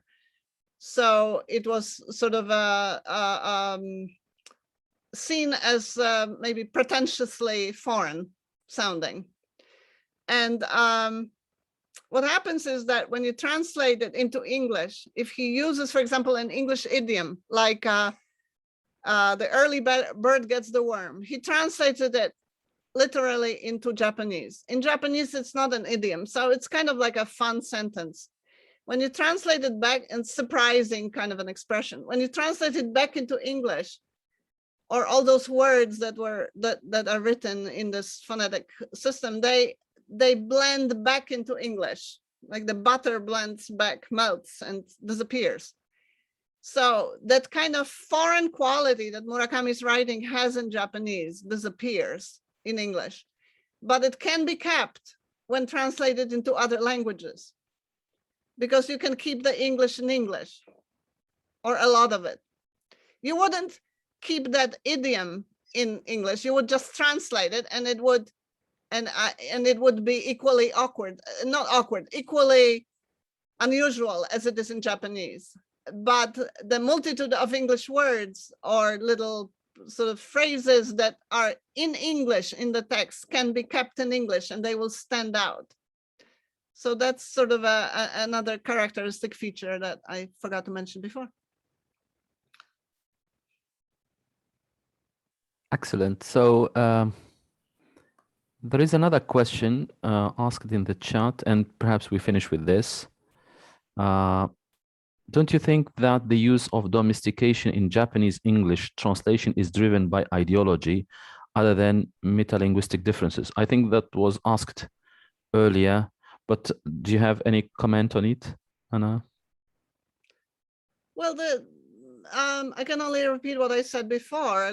If we think of the wish to, I mean, it's driven by many different, obviously use of domestication is driven by many different factors, like the translator's taste, the editor taste, the publisher's taste, you know, many things come into play. But if we call the will to sell more books ideology, then it's partly driven by that, or the wish to make more money. If we see this as ideology, capitalist ideology, then it's definitely driven by that too, because it's trying to appeal to an average reader, not only in a reader interested in things Japanese. Can I just make a point about the foreignness of the text? Yes. Because I have a student who is doing a Yemeni book which is written in English, but there are lots of Arabic words written in English, italicized. And then when it is translated back into Arabic, i.e. going back to the original culture, that foreignness disappears. I mean, that's one of the things. Right. I mean, that's the problem. And she was saying, why is the writer is like writing this? Just to give that exotic flavor in the English. Right. It's written in English originally, but it's about a different culture. So it's another, it's very similar to what you were saying about foreignness and being lost. Excellent, excellent. Thank you very much, Anna, for this enlightening and entertaining, your charming presence, your very wise words, your rich and hybrid experience, and your astonishing multilingualism and the intercultural competence that you have, this awareness, all of that, they helped magnify the intercultural competence and perhaps the cause that we would like to advance in translation in general. Literary translation and creative translation is one that can amplify this very well. and because it brings about questions related to culture. And if you can notice here that most of the discussion has revolved around cultural issues. A tree that is exotic in Japan, how to render it into another culture, some other type of food, and so on and so forth. So we do firmly believe that translation is an act of interpretation, not just mere systematic equivalence establishment. And interpretation requires this intercultural competence. So again, I can't thank you enough for accepting our invitation, for taking some of your busy schedule time out of your busy schedule and talk to our students and our friends and colleagues. Perhaps I give you the floor now to say some concluding remarks, and then we will end the session. Thank you. So thank you very much for inviting me. It has been very interesting. If anybody has any insights about Murakami in Arabic, please contact me. I will be very interested to hear more about that, since I have looked into other languages, but not knowing Arabic stops me from finding more about Arabic translations. And the thing I would like to know, first of all, if anybody has a chance, maybe Lobna knows the answer to that, whether Murakami is being translated into Arabic through English, or is it directly from Japanese? I would love to know that.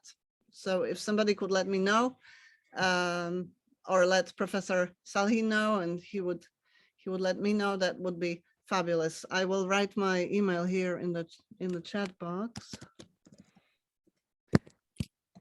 While Anna is writing her email address, I would like to thank you all, ladies and gentlemen, dear colleagues, friends, and students.